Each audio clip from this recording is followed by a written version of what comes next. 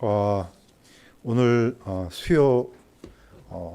수요일에는 항상 성경 인물로 이제 갔었는데 오늘은 방향을 그냥 급하게 틀어가지고 제목을 성경 인물이 아니고 그냥 항상 기뻐하라 이걸로 한번 만들었습니다.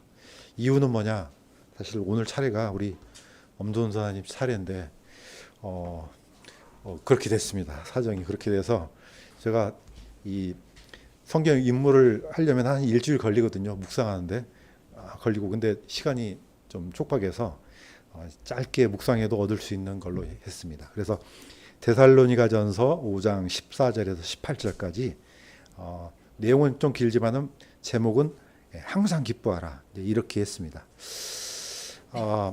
사실 우리 송영재님이 계속해서 끊임없이 하는 얘기가 뭐냐면은 성경에서 어떤 명령들을 보니까 이렇게 쉽게 잘 우리가 할 수 있는 것은 잘 없더래요.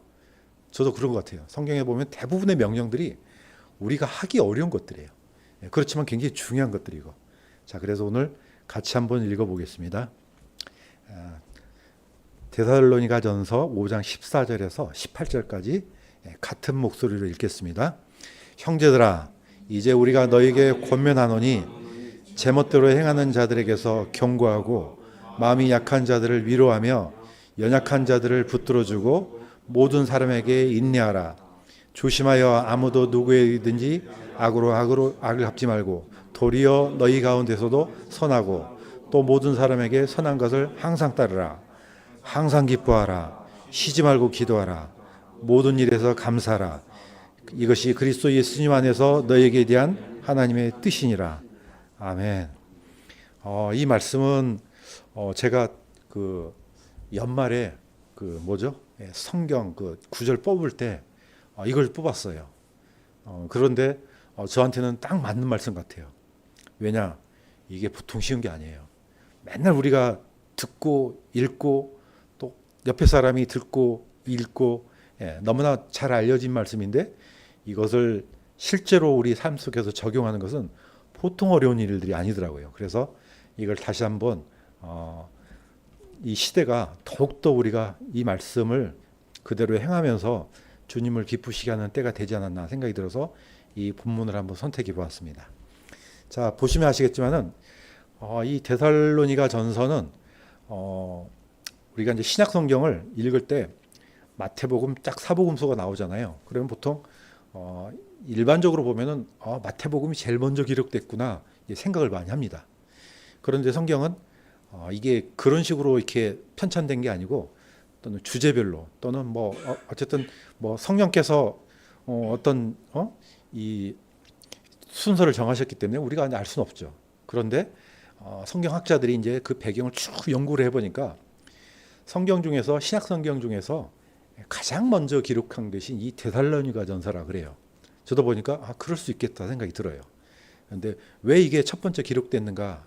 그건 알 수는 없지만은 의미는 있어 보입니다. 이게 가장 사도 바울이 이 성경을 기록했을 때 어떤 상황에서 이걸 기록했는지 또는 어떤 배경에서 이 말씀을 주셨는지 이거 한번 이제 찾아보면서 하나님의 뜻을 더 밝게 한번 살펴보도록 할까 합니다.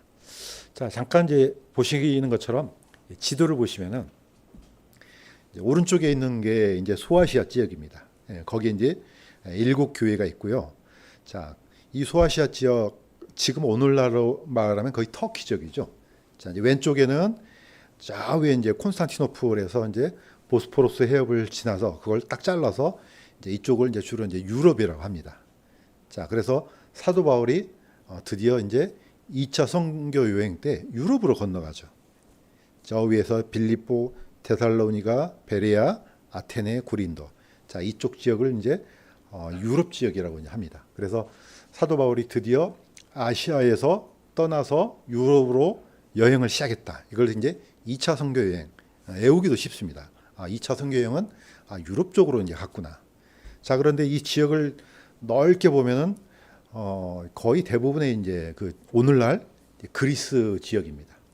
그리스를 보면 아시겠지만은 거의 이쪽에가 거의 한 6천 개가 넘는 섬이 있답니다. 물론 그 중에서는 사람이 사는 그런 섬은 한 200개 정도 되는데 그 정도로 많은 섬이 있죠. 그런데 지역을 크게는 이렇게 나누더라고요. 저기 노란색 선이 있잖아요. 거기는 이제 주로 마케도니아. 자, 밑에 이제 붉은색 선 있는 데는 아테네하고 고린도 있는 적은 아카이아 지방. 우리나라도 보면은 무슨 북도 남도 이렇게 나누잖아요. 뭐 전라북도, 전라남도, 뭐 경상북도, 경상남도처럼 이 그리스 지역도 크게는 북쪽을 마케도니아 지역, 남쪽을 아가야 지방 이렇게 이제 두 개로 나눠서 이제 성경 안에서는 이렇게 호칭을 하고 있습니다. 자, 보시면 아시겠지만은 지도를 쭉 보면은 이 저기 보면은 그 로마는 이때 당시가 이제 로마가 지배하고 있었을 때인데 로마의 가장 탁월한 뭐죠? 기술력 그러면은 이 도로를 닦는 기술이라 그래요. 물론 뭐 건물도 있지만은 그래서 세상은 모든 길은 로마로 통한다. 이 말이 나는 이렇게 약간 상징적인 의미인 줄 알았어요. 그랬더니 진짜 그 도로가 너무 잘 돼 있어서 모든 길이 로마를 통할 수밖에 없게끔 이렇게 길을 만들었대요. 그래서 붉은색 선을 쭉 타고 가면은 바로 로마에서 배를 타고 저 위에 마케도니아 지역을 쭉 타고 가서 콘스탄티노플까지 이제 이어집니다. 이 도로를 에그나티아 가도라고 이렇게 명칭을 붙여놨습니다. 바로 그 선상에 빌립보, 데살로니가, 베리아 이렇게 이제 있습니다. 보면 아시겠지만은 지도상으로 보면은 이게 데살로니가가 어떤 굉장히 그 중심에 있구나. 이제 우리가 이제 알 수가 있는 거죠. 자, 지도를 이제 보시면 아시겠지만 사도 바울이 드디어 이 소아시아 지역에서 드로아에서 이제 배를 타고 저기 빌립보로 먼저 가잖아요. 이제 사도행전에 보면은 이 배경이 이제 잘 기록됐죠. 빌립보에서 가서 이제 거기 이제 빌립보 교회를 세우기 전에 제일 먼저 누가 나옵니까? 그 자매 리디아. 리디아 자매가 먼저 여기서 구원받고 나중에 또 빌립보 간수가 구원받지 않습니까? 바로 그때가 그런 사건이 있었던 지역이 바로 빌립보입니다. 그래서 빌립보에서 이제 도로를 타고 한 160km 정도로 하면 이제 데살로니가가 이제 나오죠. 바로 오늘 읽었던 이 말씀의 배경이 바로 이 데살로니가입니다. 자, 사도행전 17장에는 이 배경이 이제 잘 나옵니다. 자, 제가 한번 이건 읽어보겠습니다. 이제 그들이 데살로니가에 이르렀는데 거기에 유대인들의 해당이 있으므로 들어가 새 안식일에 성경 기록들을 인용하여 그들과 토론하며 뭐 우리가 잘 아는 것처럼 이스라엘은 유대인들이 이미 주전 722년에 사마리아가 멸망하면서부터 이제 세상으로 흩어지기 시작하죠. 세계 각국으로. 또 마찬가지로 586년에 유다가 멸망하면서 유대인들이 세계 각국으로 다 흩어집니다. 이것을 이제 디아스포라라 그랬죠. 뭐 민족적으로는 불행한 일이지만은 저는 제가 볼 때는 이것도 하나님의 섭리 가운데 있지 않나 생각이 들어요. 왜 그러냐면은 유대인들이 그냥 가서 흩어지는 게 아니고 흩어져서 뭘 만드냐면은 회당을 만듭니다. 뭐 이때는 물론 유대인들은 교회라고 부르지는 않습니다. 시나고그라 하죠. 그런데 최소한 성인 남자 10명이 돼야지 시나고그가 만들어진답니다. 규칙이 있어서. 자, 그런데 빌립보에는 시나고그가 없는 거예요. 그러니까 사도 바울이 어디로 갑니까? 회당이 없으니까 바로 강가로 찾아간 거죠. 그러니까 강가나 공터나 이런 데 가면 유대인들이 10명이 채워질 때까지 거기서 예배를 드리는 규칙이 있답니다. 그러니까 10명이 안 되니까 어쨌든 옹기종기 모여갖고 이제 안식일에 예배를 드렸겠죠. 이제 그때 이제 리디아 자매가 드디어 사도 바울이 전한 복음을 듣고 구원받는 역사가 이 유럽 지역에서 처음으로 일어나는 거죠. 자, 그래서 이제 빌립보 교회가 리디아 자매를 비롯해 가지고 빌립보 간수에서 아마 이렇게 세워졌을 겁니다. 자, 이때는 별 문제가 없어요. 왜냐하면 유대인들 회당이 없으니까. 자, 이 빌립보 지역에서 드디어 데살로니가로 넘어가죠. 넘어가는데 여기는 유대인들 회당이 있습니다. 자, 여기서부터 이제 문제가 이제 발생하기 시작하죠. 왜 발생하느냐? 이 데살로니가는 마치 우리나라의 부산처럼 거의 제2의 직할시, 밑에 아테네가 이제 수도라 그렇다면은 데살로니가가 제2의 직할시, 북쪽으로는 가장 중심 도시죠. 거기가 또 이제 항구 도시기도 하고. 그러니까 엄청나게 지금으로 말하면 얼마 안 살았겠지만은 당시로는 굉장히 컸던 지역 같아요. 그런데 여기는 어떤 도시냐? 로마에 의해서 자치지역으로 허용이 된답니다. 그러니까 유대인들이 해당했는데 유대인들한테는 너무나 좋은 거죠. 기회가. 왜냐? 로마가 뭐 크게 타치하지 않고 자유스럽게 장사도 하고 못도 만들고 내다 팔기도 하고 이런 자치구역으로 이 허용이 된 데가 이 데살로니가였기 때문에 유대인들한테는 너무나 좋은 도시예요. 그런데 사도 바울이 바로 어디로 들어갑니까? 해당으로 들어가잖아요. 자, 여기서 성경에서 보면 사도행전 17장 1절에 2절 보면은 몇 주 동안요? 새 안식일이니까 3주로 돼 있죠. 그래서 어떤 분들은 이 데살로니가에서 3주를 머물렀다 하는 사람도 있어요. 근데 아마 더 이상 됐을 가능성이 크죠. 적어도 3주에서 몇 달 정도는 된 것 같아요. 그러나 오래 머물러 있지는 않았던 것 같아요. 자, 여기에 가서 이제 복음을 전하니까 드디어 그 해당에서 유대인들이 구원받는 사람도 있고 또 밖에서 저게 뭔 일인가 하고 구경하던 사람들이 다른 이방인들이 그 소리를 듣고 또 구원받는 일이 있고 자, 이런 일이 일어나겠죠. 자, 이런 것들을 자세하게 이제 설명을 해주는 게 이겁니다. 자, 사도행전 17장 5절에서 7절에 익히 나옵니다. 자, 이 배경 설명을 이렇게 사도행전에서 자세히 기록합니다. 저는 이걸 보다가 보면은 야, 이 한 사람의 위대함이 이렇게 많은 사람들한테 특혜를 주는구나. 우리는 사도행전 그러면은 이걸 누가가 기록했다는 걸 까마득히 있잖아요. 누가복음하고 사도행전은 전서하고 후서입니다. 누가 기록했느냐? 단 한 사람 누가가 데오빌로 각하 한 사람한테 기록한 거예요. 그런데 이게 나중에 모든 사람들이 읽고 어떤 일이 일어났는지 우리가 이렇게 자세히 볼 수 있지 않습니까? 저는 가끔 성경을 읽다 보면은 개인적으로도 참 물론 하나님께 감사하지만은 또 한편으로는 누구한테 감사도 일어납니다. 이렇게 자세히 기록했기 때문에 우리가 이런 역사를 알 수 있구나. 자, 제가 한번 읽겠습니다. 믿지 아니한 유대인들은 시기심에 차서 불량배들을 데려다가 무리를 지어 온 도시를 소란하게 하고 야손의 집을 습격하여 세상을 뒤집어 엎은 이 사람들이 여기도 이르렀는데 야손이 그들을 받아들였나이다. 이 사람들이 다 카이사르의 명령이 반대로 행함에 말하기를 예수라 하는 다른 왕이 있다 하더이다. 자, 어떤 일이 있었습니까? 데살로니가에서 복음을 전하는데 이제 사람들이 구원받기 시작하니까 여기에 있는 유대인들이 아예 시기심이 불타서 누구를 데려다가요? 하여튼 그 아주 그냥 질이 나쁜 불량배들을 데려다가지고 예수님을 믿는 사람들을 공격하기 시작했습니다. 그 이름이 이제 야손이라고 되어 있습니다. 자, 이 집을 습격하고 그 다음에 하는 얘기가 이 사람들을 잡아다가 이제 뭐라고 하느냐? 이 사람들이 저 시저 카이사르의 명령에 반대로 행하며 예수라는 다른 왕이 있다 하고 이렇게 거짓 고소를 하기 시작합니다. 자, 데살로니가에 있던 그리스도인들이 핍박을 받고 이 고난을 받는 이 주체가 누구냐? 바로 유대인들이었습니다. 그러니까 유대인들이 아주 놀랍게도 유대인을 사실 공격해요. 왜냐? 사도 바울이 유대인이잖아요. 디모데나 유대인 신라거든요.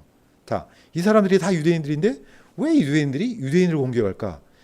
처음에도 저도 이게 약간 좀 이해가 안 됐어요. 왜냐? 이 정도로 공격을 하려면은 이미 예루살렘부터 시작해서 저기 안디옥도 거기도 안디옥 교회잖아. 이방인 교회예요. 그러면 거기까지 쫓아와서 그래야 되는데 그 지역에는 조용했단 말이에요. 뭐 소아시아 지역도 물론 그럴 수 있지만 이렇게 소란을 피운 적이 없어요. 그런데 이 데살로니가 이 지역에서는 이런 소란을 피워요. 그래서 이제 그 배경을 유심히 찾아보니까 유대인들이 어떻게 보면 어마어마한 특혜를 받아요. 이 지역에서 로마로부터 자치구로도 자치도시로도 인정을 받았고 어떻게 보면 세금도 면제받았고 아주 유대인들은 자신들이 활동하기 너무 좋은 곳이에요. 그런데 사도 바울이 여기서 복음을 전하면은요 어떻게 합니까? 첫 번째 메시지가 뭡니까? 예수는 그리스도입니다. 그리스도란 말은 킹이란 뜻이에요. 그러니까 혹시 여기에 있는 유대인들이 로마로부터 이 특혜를 박탈받을까 봐서 굉장히 노심초사했지 않았나 생각이 들어요. 오히려 유대인들 때문에. 그래서 나는 저 유대인들하고 다르다는 것을 표시를 해줘야 되거든요. 그러니까 오히려 공격을 하기 시작합니다. 어디까지 쫓아갑니까? 나중에 데살로니가에서 베레아까지 갔는데 베레아까지 쫓아가죠. 베레아에서 또 복음을 전하니까 여기까지 쫓아갑니다. 그러니까 한눈 없이 저기 아테네까지 도망을 가죠. 도망을 가는 건 아니죠. 하나님의 섭리에 의해서 이제 도피를 하죠. 자, 이렇게 왜 극심하게 사람들을 이렇게 핍박을 하는가 했더니 아마도 그런 이유가 있지 않나. 이게 요한복음 19장 15절에 보면 이게 약간 여기서 힌트를 얻을 수가 있습니다. 빌라도가 예수님을 풀어주려고 하니까 유대인들이 어떻게 합니까? 자, 빌라도가 그들에게 이르되 내가 너희 왕을 십자가에 못 박으려 하매 수제사장들이 대답하되 카이사르 외에는 우리에게 왕이 없나이다. 이렇게 합니다. 지금 이건 누구한테 잘 보여야 돼요?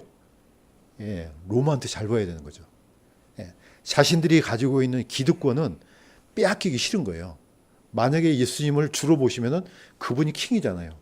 그래서 우리에게는 카이사르 외에는 왕이 없다. 그러니까 우리가 가지고 있는 이거 뺏기면 안 돼. 이겁니다.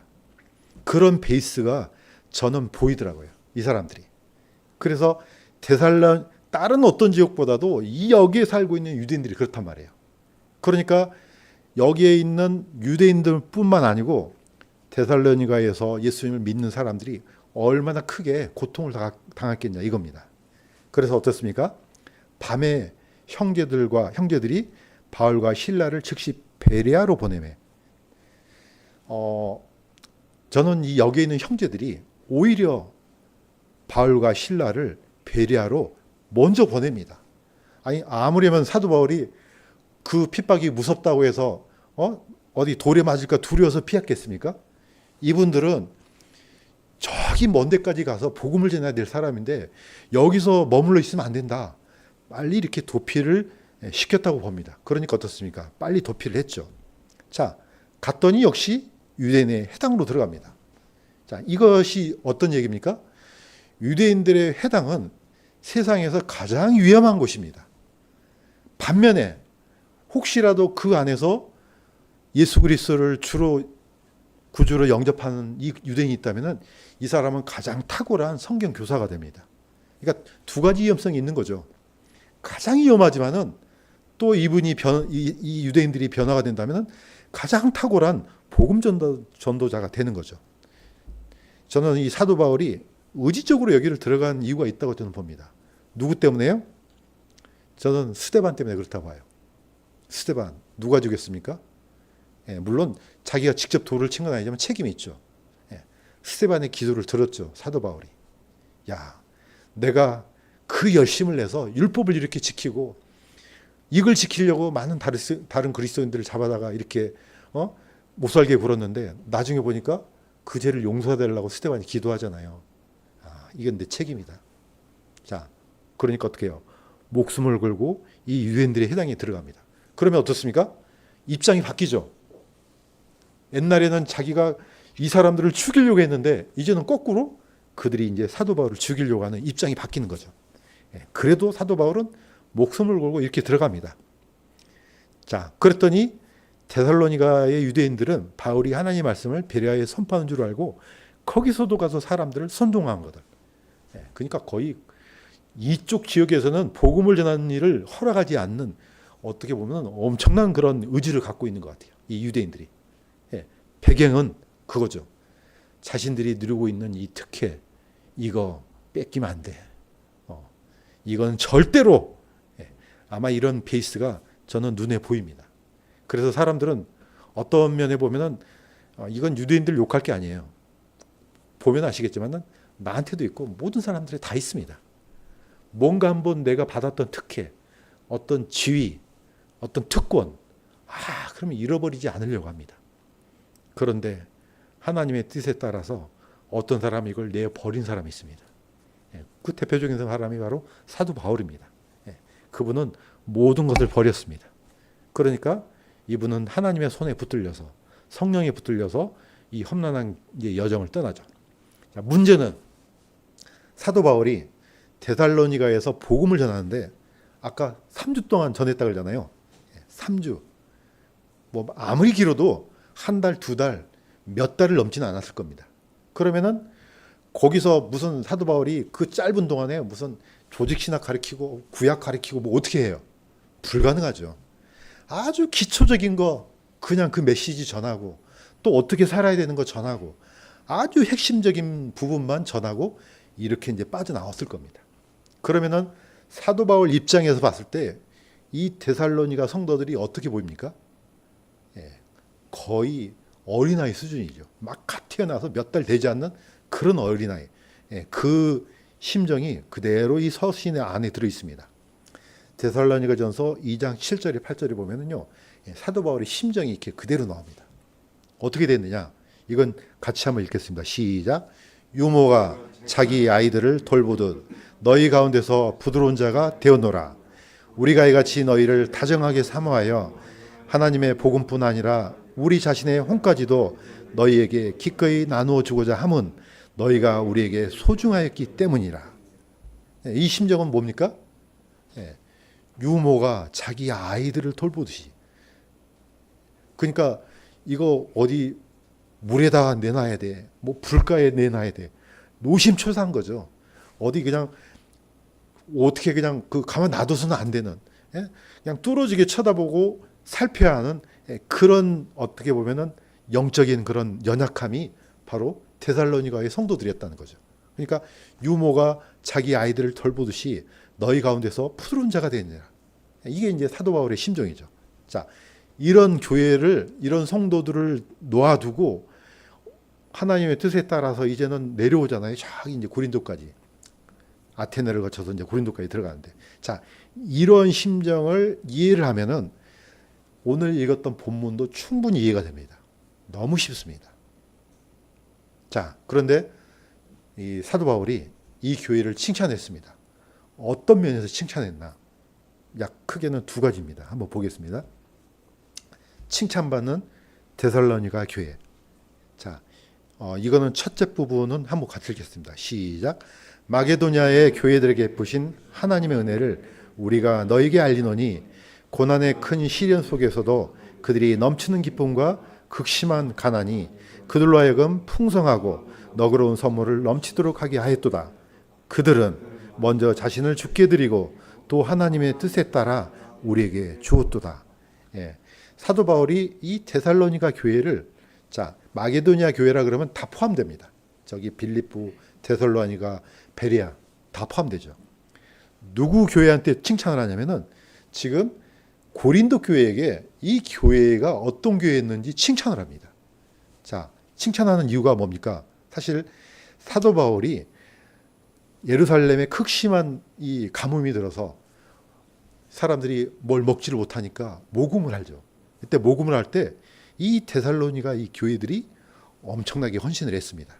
그러니까 고난의 큰 시련 속에서도 그들의 넘치는 기쁨과 극심한 가난이 그들로 하여금 풍성하고 너그러운 선물을 넘치도록 하였다.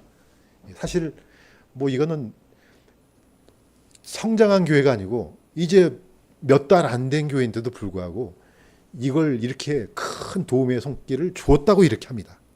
그러니까 얼마나 훌륭한 교회냐.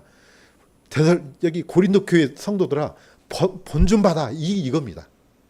그런데 더욱더 중요한 것은 그들은 먼저 자신을 죽게 드리고, 자, 물론 이 헌금도 중요하지만 뭘 먼저 드렸다고요? 자신을 드렸다는 거죠. 그러면 다 드리는 겁니다. 내 자신을 먼저 드리고, 데살로니가 성도들은 자신을 먼저 드리고 또 그와 함께 또 이 넘치는 극심한 가난 가운데서 넘치는 연보를 드렸다. 이렇게 나옵니다. 칭찬받을 만하죠. 자, 두 번째는 이건 제가 읽겠습니다. 우리의 복음이 말로만 너에게 이르지 아니하고 권능과 성령님과 큰 확신으로 이르렀기 때문이라. 너희는 많은 고난 속에서 성령님의 기쁨과 더불어 말씀을 받아 우리와 주를 따르는 자가 되었으니 그러므로 너희는 마게도니아와 아가야에서 믿는 모든 자에게 본이 되었느니라. 여기는 아예 콕 집어서 데살로니가 교회가 저기 빌립보, 저기 아가야, 이 모든 교회 성도들한테 본이 되었고, 밑에 아가야 있죠. 아테네, 그 다음에 고린도 교회, 모든 사람들한테, 모든 교회에게 본이 되었다, 이렇게 합니다. 이런 칭찬을 받을 만한 이유가 뭡니까? 아직 어린 교회예요. 지금 몇 달 안 됐잖아요. 이제 갓 태어나갖고 예수님을 구주로 영접하고 뭐가 뭔지 잘 모르는 상태에 있습니다. 뭐 이분들이 무슨 조직 신화를 알겠어요? 뭘 알겠어요? 그냥 아주 기초적인 걸 아는 이런 상태에 있는데도 불구하고 이런 교회는 칭찬받을 만해 하고 칭찬을 받았습니다. 그런데 뭐 우리가 잘 아는 것처럼 칭찬과 함께 또 뭐가 있습니까? 이들의 연약함도 있습니다. 이건 어쩔 수 없는 것 같아요. 자, 데살로니가 교회가 퀘스천이 들었어요. 어떤 퀘스천이 들었느냐? 연약하다 보니까 어떤 문제를 해결하지 못했습니까? 거기에서 심한 핍박을 받고 죽은 사람들이 있을 거 아니에요. 그럼 이 사람들 어떻게 되지? 우리가 이제 성경 공부를 하도 많이 해서 다 알지만은 이때 이 사람들의 수준은 이게 아니었어요. 어떤 사람은 복음 전하다가 돌에 맞아서 죽었어. 그럼 이분들 어떻게 되지? 이 사람 누가 살려내지?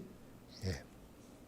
자, 부활에 대한 데살로니 교회의 염려가 있습니다. 자, 바로 이걸 설명해 주기 위해서 바로 이 말씀이 나오는 겁니다. 자, 이거는 제가 읽겠습니다.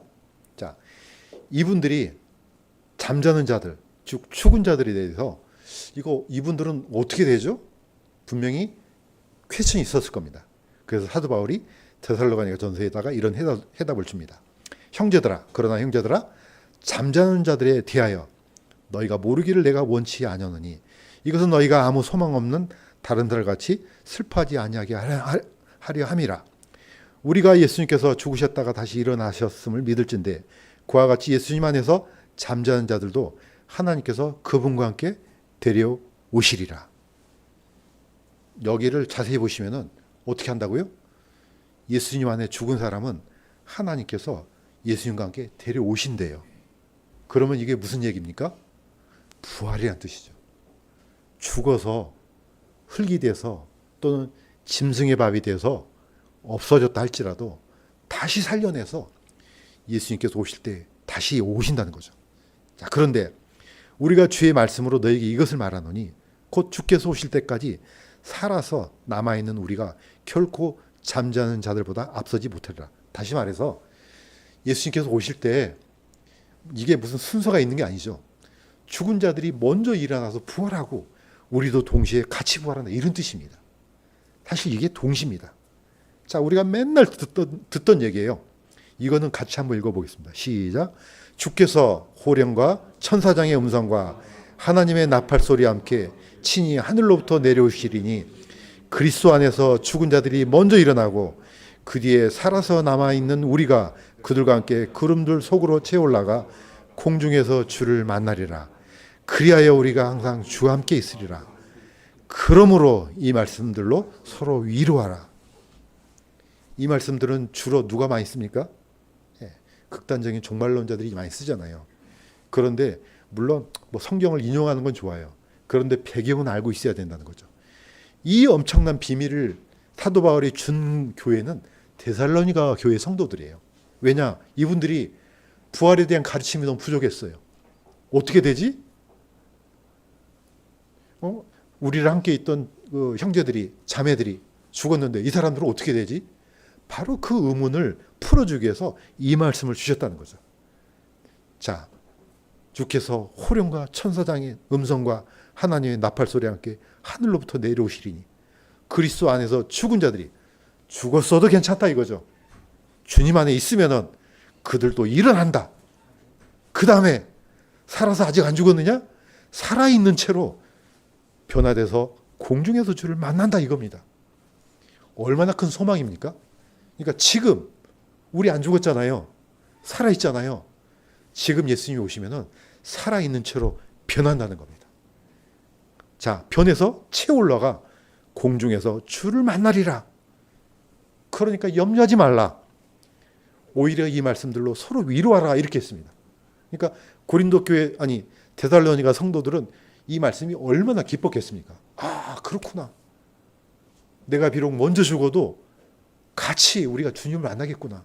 그냥 이 사람들이 쓸모없이 사라지는 것이 아니고 부활해서 주님과 함께空중에서 만나겠구나. 이 염려를 씻어줬습니다. 자, 두 번째가 있습니다. 사실 같은 말씀이에요. 주의 날에 대한 데살로니가의 염려. 사실 주의 날이 뭐 딴 게 아닙니다. 부활의 날인데 이 시기에 대한 얘기예요. 자, 이거는 기니까 제가 읽겠습니다. 그러나 형제들아, 그때와 그 시기에 관하여는 내가 너에게 쓸 필요가 없나니 주의 날이 밤에 도둑같이 이르는 줄을 너희 자신이 완전히 아느니라. 그들이 평안하다 안전하다 하고 말할 그때에 아이벤 여자에게 해산의 고통이 임하는 것 같이 갑작스러운 파멸이 그들에게 임하리니 그들이 피하지 못하리라. 제가 옛날에 한번 이거 얘기한 한 적이 있습니다. 제가 결혼을 안 했을 때는 이게 무슨 말인지 몰랐어요. 나중에 이제 시온이가 태어날 때 보니까 고통이 시온이 엄마 뱃속에 있을 때 으악 하고 한 번에 태어난 게 아니에요. 고통이 진통이 어떻게 됐죠? 한 번 왔다가 한 또 몇 시간 있다가 한 번 왔다가 이게요 점점점 짧아져요. 제가 보니까 우리가 예수님에 대한 징조 수많이 들었잖아요. 이게 그냥 갑자기 한 번에 일어나는 게 아니고 팡 하고 좀 뛰어맸다가 또 팡 하고 합니다. 이 기간이 점점점 짧아져요. 그 다음에 나중에 이제 진짜 태어날 때는 거의 온 힘을 다해서 이제 출산의 해산의 고통이 이제 임하는 거죠. 저는 보고 우리랑 비슷하구나. 하나님께서 끊임없는 사인을 주는데 이게 연달아서 계속해서 이제 그 시점이 점점점 짧아질 때가 옵니다. 그러니까 어때요? 안다는 겁니다. 그러나 형제들아, 너희는 어둠 속에 있지 아니한즉 그날이 도둑같이 너희를 덮치지 못하리라. 그럴 수 없는 거죠. 우리는 깨어 있을 수밖에 없어요. 왜냐하면 예수님 안에서 있기 때문에. 하나님께서 계속해서 끊임없이 사인을 주시는 거죠. 자, 그러므로 우리는 다른 사람들처럼 잠자지 말고 깨어서 정신을 차리자. 자, 왜 데살로니가 교회 성도들이 염려를 많이 했습니까? 이거는 이런 교리가 있음을 우리가 짐작할 수 있습니다. 어떤 거냐면은, 자, 여기 보면은 후메네와 이 빌레도가 있는데 이 사람들이 뭘 이렇게 얘기를 하고 다녔습니까? 부활이 이미 끝났어. 다 지나갔어. 없어 이제. 이렇게 하면서 어떤 사람들의 믿음을 뒤집어 엎느니라. 물론 지금은 어림도 없죠. 다 알고 있죠. 그런데 이때는 데살로니가 교회 성도들이 너무 어린 상태에 있었기 때문에 어떤 얘기만 들어도 진짜? 그래? 이렇게 될 수 있단 말이에요. 지금은 아니지만 그때 당시 때는 너무나 연약했기 때문에 이런 속임수로도 쉽게 흔들 수가 있었다고 이제 봅니다. 자, 그러니까 어떻게? 부활이 지나갔으면 우리는 뭐지? 이게 남아있네?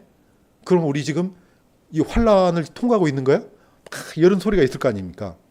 자, 그럴 수 없다는 것이 바로 데살로니가전서 성도들한테 주신 교훈입니다. 자, 단 뭐냐면은 데살로니가 이 교회 성도들하고 지금하고 우리가 같은 게 뭡니까?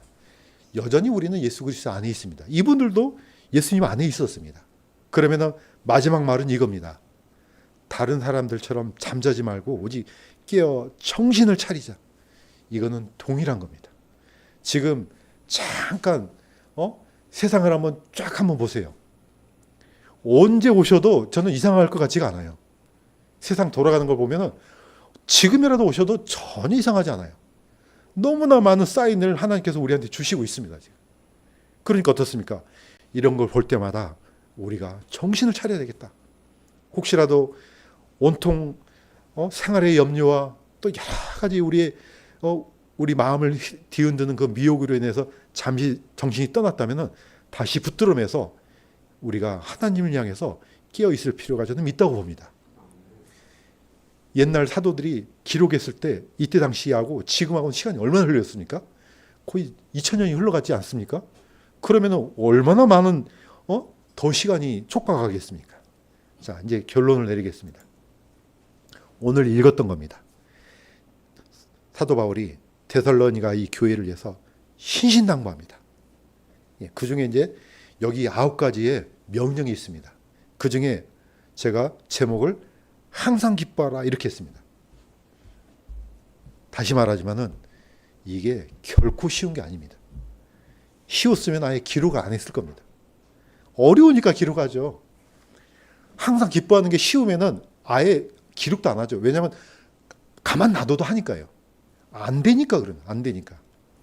그래서 이거 같이 한번 읽겠습니다. 천천히 시작. 형제들아 이제 우리가 너에게 권면하노니 제멋대로 행하는 자들에게 경고하고 마음이 약한 자들을 위로하며 연약한 자들을 붙들어주고 모든 사람에게 인내하라. 조심하여 아무도 누구에게든지 악으로 악을 갚지 말고 도리어 너희 가운데서도 선하고 또 모든 사람에게 선한 것을 항상 따르라. 거기까지요. 경고하고 위로하고 붙들어주고 인내하라. 악으로 악을 갚지 말고 선한 것을 항상 따르라. 여기에 있는 주신 명령들은 굉장히 어려운 것들입니다. 아니 누가 이거 가서 막 얘기해주고 제멋대로 행하는 자들한테 경고하다가 나중에 무슨 봉변을 당하려고요. 어려운 겁니다. 이렇게 해서는 안 돼 하고 하나님의 마음으로 예수님의 마음으로 이렇게 일러줘야 되는 거죠. 이거 쉬운 게 아닙니다. 마음이 약한 자들을 위로하라 그러잖아요. 귀찮아합니다. 사실은. 내버려 둬버려요. 그렇지만 위로하라 그러잖아요. 연약한 자들 붙들어 줘야 됩니다. 모든 사람에게 인내하라. 아니 쉬우면은 성경에다가 이렇게 명령을 안 주죠. 저는 우리 이게 하다가 우리 성형제를 통해서 아 그렇구나. 저도 깨달았어요. 이게 쉬운 거면은 성경에다 기록 안 하지. 어려우니까 기록하는 겁니다. 그렇지만 또 할 수 있으니까 이렇게 명령하는 겁니다.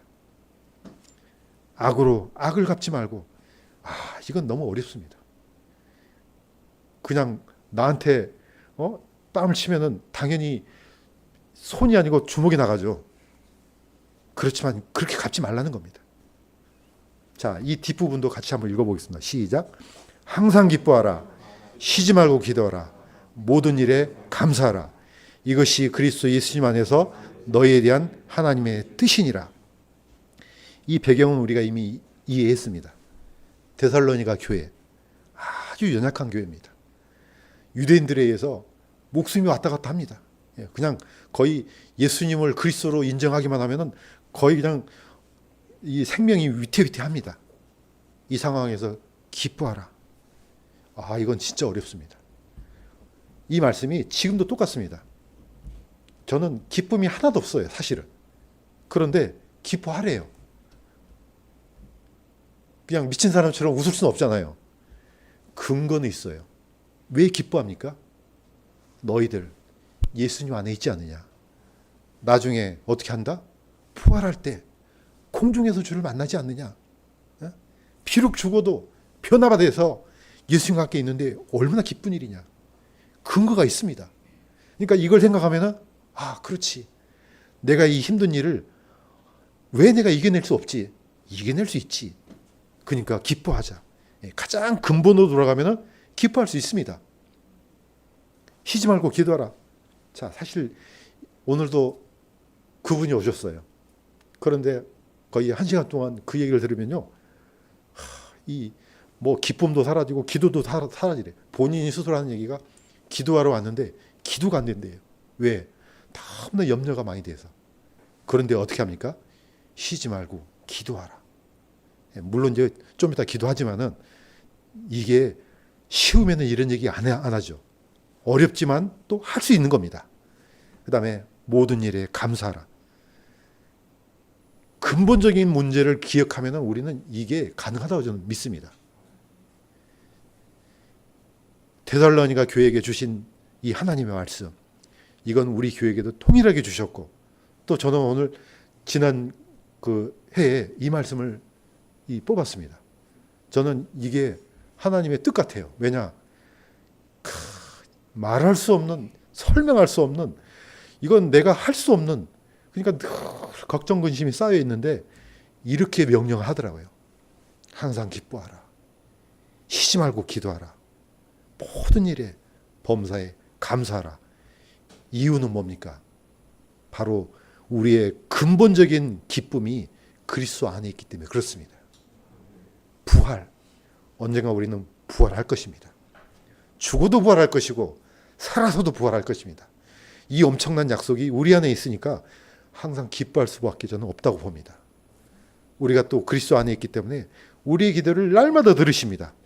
우리가 마음을 열고 주님께 간구하기만 하면은 주님께서는 우리 기도를 저는 들어주시고, 그러니까 날마다 감사할 수밖에 저는 없다고 봅니다. 처음으로 돌아가서 이 세 가지만은 정말로 우리 생활 속에서 실천한다면은 저는 하나님께서